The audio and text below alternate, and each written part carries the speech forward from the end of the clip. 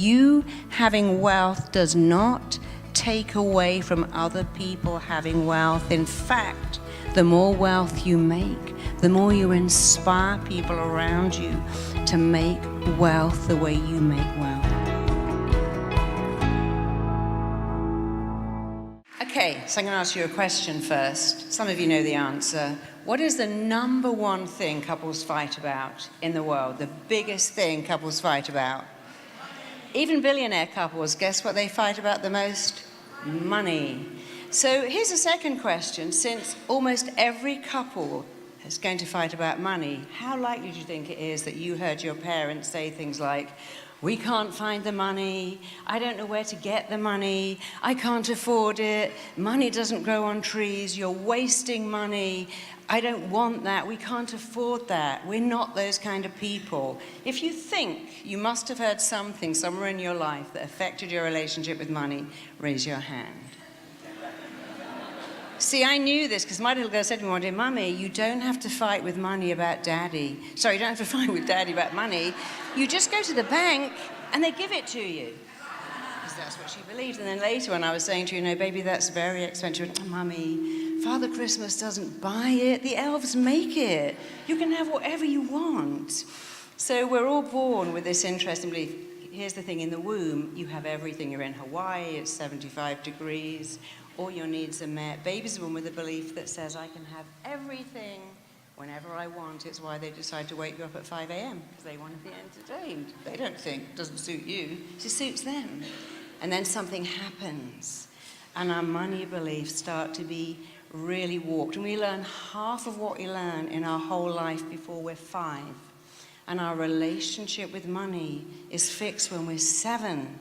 And we have a relationship with money. I knew this because my brother went to private school and I went to state school because my father thought he was destined for greatness. He wasn't sure about me. I outclassed my brother years ago. He wouldn't mind you saying that. It's true. But when he went to this private school, they'd give him math and they'd say, "Now, you have 8 companies and you sell 4. How many have you got left?" Well, the answer's 4, but they said to him, "You have 8 companies, you sell 4, you have all this money, you're smart." My school said, "You have 3 bananas, you give 2 away, how many have you got left?" Well, I gave all my stuff away, I had 1 left. And though that sounds silly, that's the difference in some people's relationship with money. Some people are taught, well, you know, you're a smart kid and you're always going to do well, and others have a very different relationship. And here's the thing about the mind, it's really important to understand. Every thought you think, every word you say is a blueprint that you must move towards, because one of the rules of the mind is that your body and mind act in a way that matches up to your thinking. You act in a way that is utterly consistent with how you define yourself. And when you say things like, "I don't know where the money's coming from.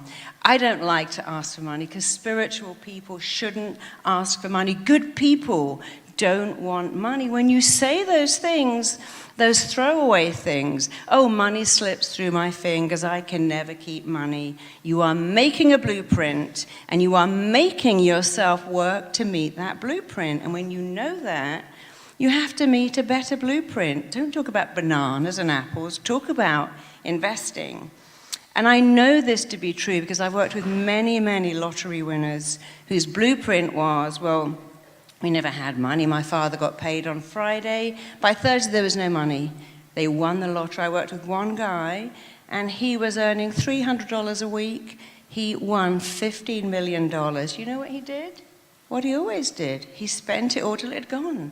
That was his pattern. It comes in on a Friday. I spend, and by following Friday, it's gone. Within 3 years, he was utterly broke. Back in the cookery factory, and he said something interesting. "I prefer it. I didn't know who my friends were." That wasn't true, but he made that true. And I've worked with a lot of rock stars who also were earning $4 million a year for 5 years, and when their career ended, they had nothing because they never had parents who invested. And so I want you to think just for a minute, of some of the thoughts I know you will have heard about money, and if you're brave, shout them out. They're all the same. How many people heard money doesn't grow on trees? I can't find the money. Who heard that? You don't find money, you earn it. I don't know where the money's coming from. Money slips through my fingers. The more money I have, the more goes. You want to say that again? You think I'm made of money. What else? Who do you think you are? We can't afford that. Who do you think you are? You take your kids and go pick a piece of candy. They come out with a big box. You go, who do you think you are? We haven't got the money for that. And the kid thinks, oh, I shouldn't ask for anything. It upsets people if I ask for money. And then years down the line, what happens is they can't ask for money. So shout out a few more very quickly. Yeah. Do you know what the eye of a needle is? It's actually the doors to a walled city, and at night they shut the top one and left the bottom one open for the camels to come through on their knees to make sure they were safe. And that was true, but it had nothing to do with money. But these things get passed down and we think, that's true. What else? Any more beliefs? Crazy, weird beliefs? Go ahead. Investing is difficult. Keeping money is difficult. Who hears it slips through my fingers? I don't know where the money goes. Who says that? Of course you know where it goes. You set up an account, what comes in, what goes out. And we delude ourselves. So I don't have a lot of time to talk to you. So I'm going to do something else because I'm a great believer that you can't fix what you don't understand. You can't heal what you don't feel. So what I'm going to do right now, I'm going to have all of you close your eyes. And we're going to go back. I'm going to have a look at every single one of you's beliefs about money. You know, I worked with someone recently who could not ask for money, and her parents were wealthy, both of them. They were divorced, and her mum would say, ask your dad for money. When you're with him this weekend, ask him for money for shoes, ask him for money for a coat, ask him for money for your swimming trip. She said, I hated asking him. My mum had more money than him. I just couldn't bear to ask him for money. And I'm a doctor. I never send my clients invoices. I just don't charge them. What kind of crazy that my accountant thinks I'm insane? And I said, no, you're not insane. Here's the one thing about the mind that therapists find really vexing. It loves what is familiar. And it wants to go back to what's familiar. Because just like living in those walled cities with the eye of a needle that's shut at night, we were safe doing the same old, same old, same old. So your primitive brain likes what is familiar and is going to keep recreating what's familiar. And it doesn't really like what's unfamiliar. However, here's the good news, you can make anything familiar. I flew in economy for years. Once I turned left, I made that so familiar, so fast that I'm never turning right again. But for years, I didn't mind flying and I didn't know anything else. It felt very comfortable. It doesn't now because I made something else familiar. So if money is unfamiliar, and after what we're going to do in a minute, I want you to say every day, I am making this familiar. I will make it familiar. After all, peeing in the toilet wasn't familiar once, but I'm assuming you all got that. You just made it familiar. Putting food in your mouth wasn't familiar. You don't go, oh, this is so difficult, I'm just going to abandon it. You have to make a point of saying to your mind, I will make this familiar. I'm making it familiar. Your mind goes for what's familiar. That's a fact. And here's another fact. You can make whatever you like familiar. So make a wealthy state of mind familiar. Let's start right now. Close your eyes. In fact, open your eyes. We'll do this in a REM state. It's much better. I want you to look up and keep your eyes up. And when I ask you to close your eyes, I want you to keep your eyeballs up, but to close the lids down. So you go into alpha, where you can visualize way better. Everyone do that with me. Look up. Keep your eyeballs up, close the lids down. You'll feel a fluttering. It's a sign that you're incredibly suggestible. Now open your eyes one more time and look up, as if you're looking into your eyebrows. Breathe in, keep your eyeballs up, breathe out. Excellent. Breathe in, breathe out. And one more time, breathe in, keep your eyeballs up.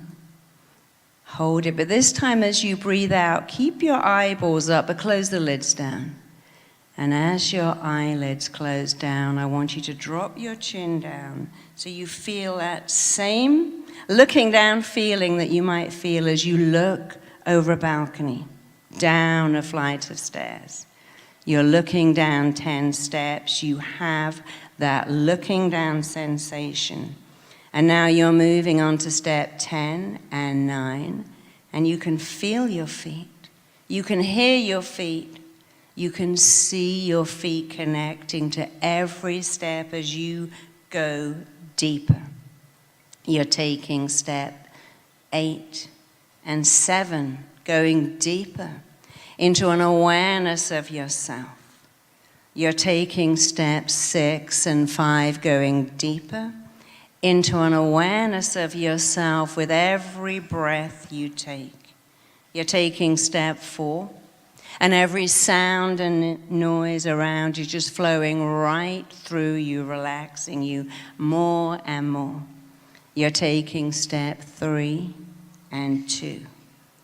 You're taking step 1, and you can just go deeper and deeper and deeper into an awareness of yourself. You're going deeper into your memory bank. You're about to go deeper to find out how, where, why, and absolutely when you picked up some distorted beliefs about money. And as you take step 1, it's like you've stepped into a time tunnel and you are being pulled back, drawn back, taken back. You're being moved back. And as you are pulled back, drawn back, moved back, years, months, weeks, days are peeling away from your body.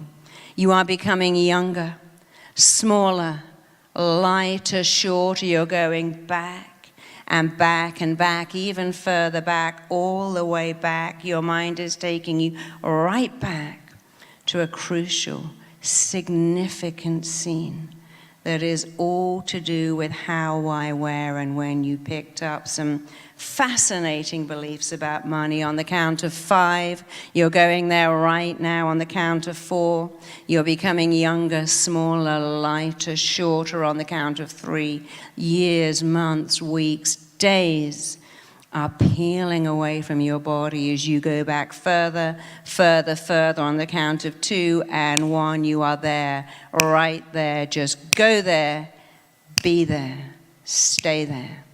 And as I count to 3, your ears are wide open. And on the count of 3, you're going to hear something said right in front of you, over you, around you, to you, that is all about money. On the count of 1, 2, and 3, your ears are open. And you can hear somebody saying something about money. And I want you to hear exactly what you heard then.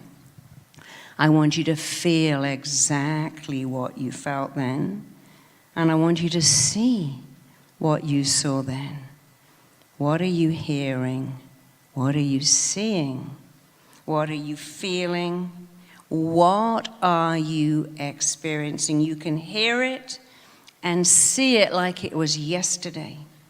And first of all, you're hearing it and seeing it and experiencing it with the intellect of a child. You've been on the planet maybe 3, 4, 5, 6, 10 years.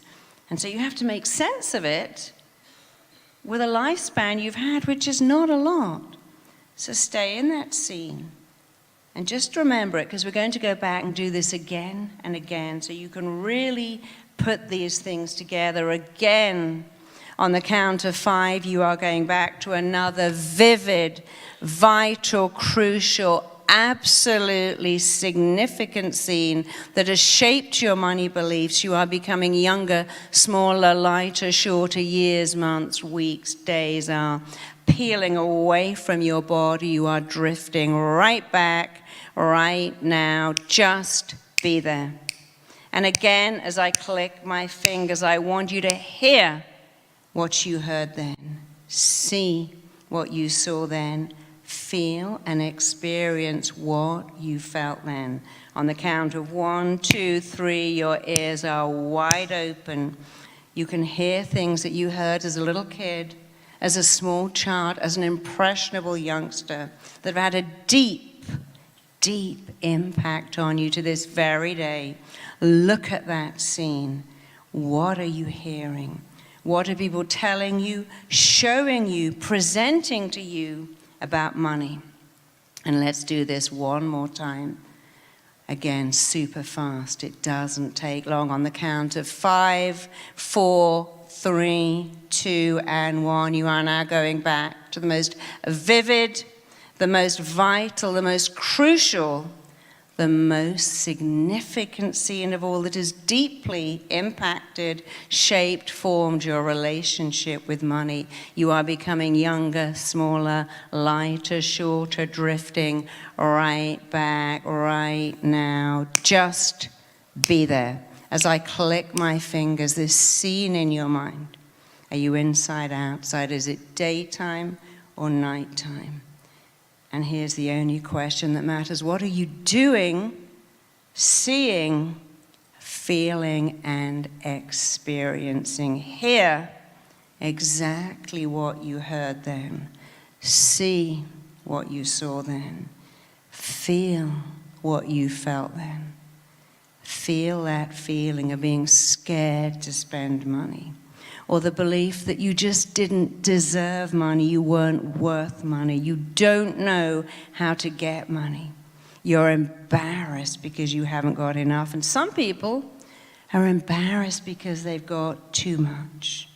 Stay in that scene, see what you saw, feel what you felt, hear what you heard.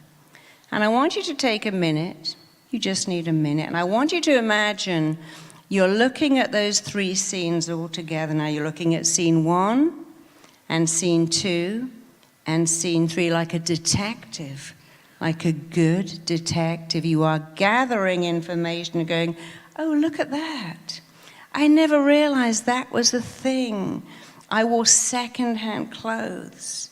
I got free lunches. My mum spent more on my brother. I got hand-me-downs. Whatever it is, I want you to look at those scenes right now.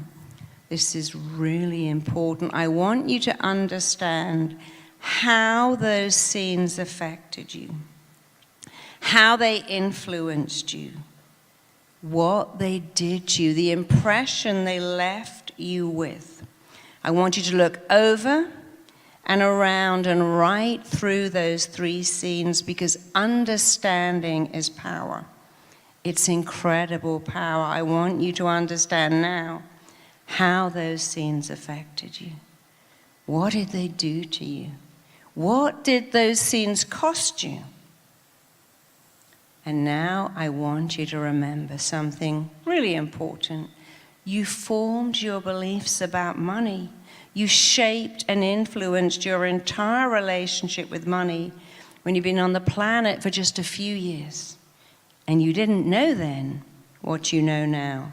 And here's how to break this. I want you to say out loud, that is not me because. So whatever you saw in that scene, you're going to shatter and smash and erase and eradicate and eliminate those beliefs. You have to do it out loud so your mind understands. I want you to say after me this second, that's not me because, and I want you to finish the sentence. Go now. Justify it to me right now. That's not me because, finish that sentence. And I want you to say, that will never be me ever again for the rest of my life because, only louder, much louder. I want to hear it.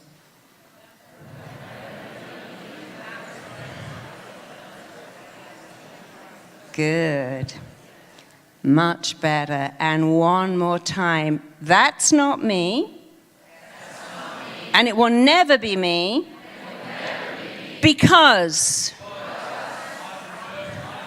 This is good. Keep going, louder. Justify it to me. Go to the second scene. And I want you to say, that's not me because.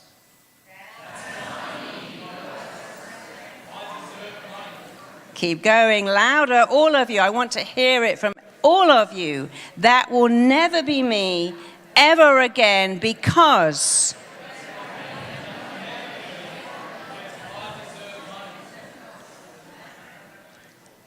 And one more time, let's go to the third scene. I want you to imagine that you can be wealthy to the degree that you can justify it to me, to the audience, to yourself. If you can justify it to me in a loud, powerful voice that smashes out of the park the belief of that 3-year-old kid, then wealth and riches are right in front of you. So give it all you've got, and let's go to scene 3 and say out loud together, that's not me because.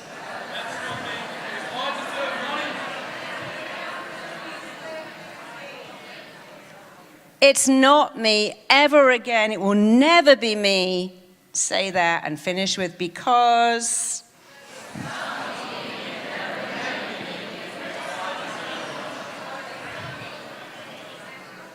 And one last time, that can never be me ever again because I'm not 3, because I'm not in that scene, because I don't live that life, because it's up to me. I can make as much money as I choose to. Say that out loud now and give it all you've got and a bit more.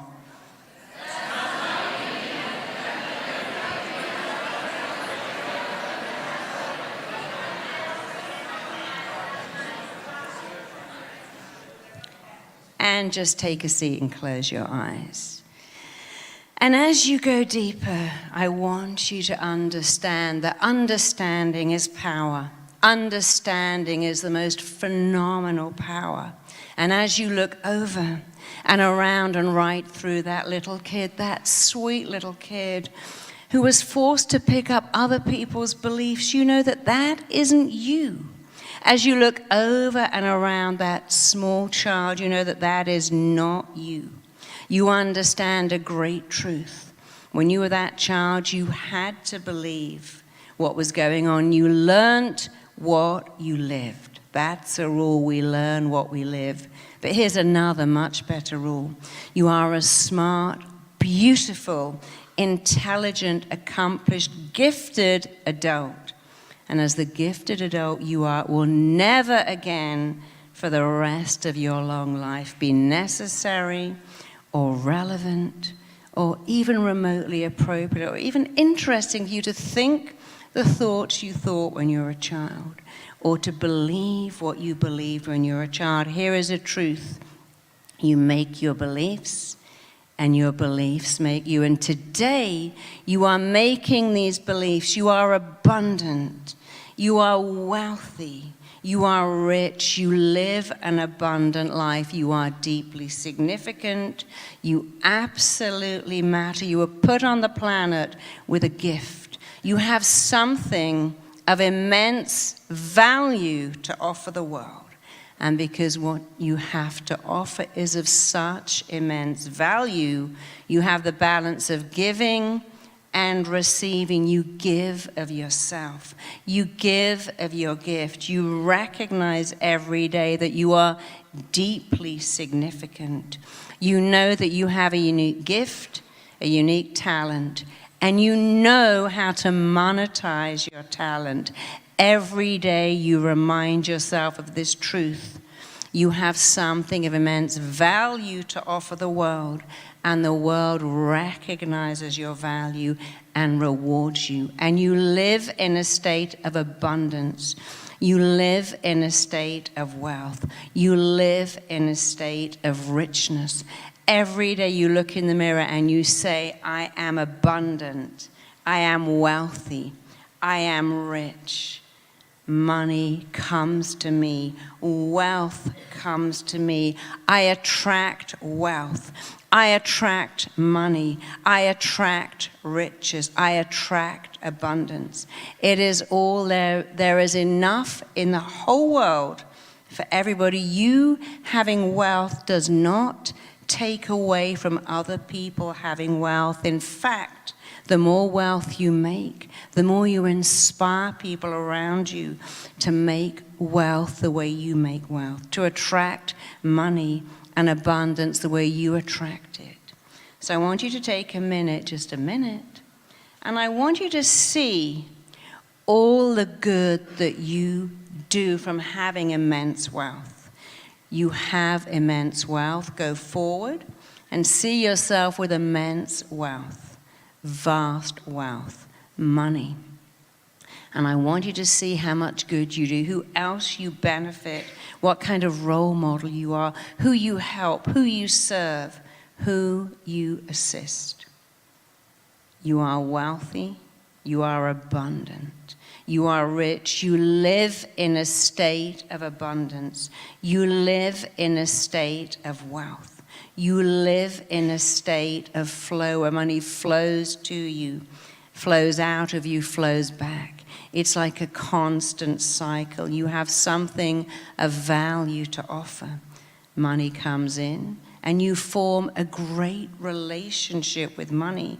It's like it's always been there. You respect it. You treat it with respect. So one more time, I want you to see the value that you give. And finally, I want you to remember, you remember for the rest of your life that every word you say is the blueprint you must move towards. And every time you say, as you say every day, I'm wealthy, I live in a state of wealth, I am rich, I am abundant, I am financially blessed. Every time you say that, there is the blueprint that you must move towards what you want, wants you. What you are moving towards is moving towards you. And you are expanding your potential to money. And when the potential expands, it never, ever goes back again. You have no idea what your potential is, because as you get to it, it expands. And money is also an expander. You have a vast potential to make vast amounts of money, to be wealthy, rich, abundant, because that little kid is not you and can never be you.